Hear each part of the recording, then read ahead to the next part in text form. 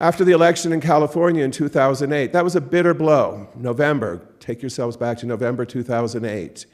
And especially for the young people who'd grown up under Obama and who thought that things were on a steady track, and who had grown up in the Clinton years and in a weird sort of climate where they thought they were equal, but they hadn't really gotten there, but their lives, they had so many social options. And then here comes this election, and we see a black man elected to the White House. Extraordinary. You can be as cynical as you want about the president, the former president. That's a historic milestone. It will be seen as such for centuries to come. And in the same election, we got sucker punched with the reality that a majority of Californians rejected marriage equality. And the same month, Milk came out, and thousands of people learned this history they hadn't been taught in school. Sorry, I'm about to sneeze. And learned about the Briggs Initiative, where we won statewide. So there's this huge debate. Do we go back to the ballot? Who's going to lead the fight to go back to the ballot? I didn't want to go back to the ballot. I was sick of the ping pong game. State after state, city after city, we would win limited rights, and then there's a referenda, and they get taken away.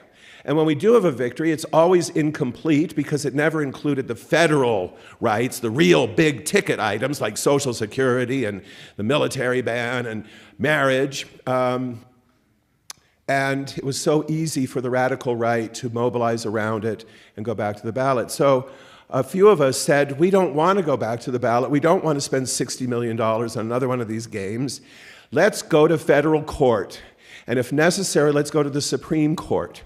And everybody said, you can't do that. That would be a mistake. And Edie Windsor on the other side of the country said, I'm going to go to federal court and challenge the Defense of Marriage Act. And everybody told her, no, you can't. And all of the national LGBT organizations and our allies in the Democratic Party and the American Civil Liberties Union said, now is not the time. We need a better court. We're not ready. You're going to set the movement back years and years. Some of the great leaders of that time said it will be 25 or 30 years more before we get marriage equality. You have to wait. And we decided not to wait. And as late as June of 2009, all of those national organizations and the Democrats and the ACLU signed a letter condemning us. Now imagine if we had listened to them. Imagine if we had decided to wait for a better court. Now, I say that partly because it's good to be right every now and then, and, I'm just old enough and bitter enough to rub their faces in it a little bit, but also to think strategically and understand the importance of thinking out of the box and taking risks and being bold.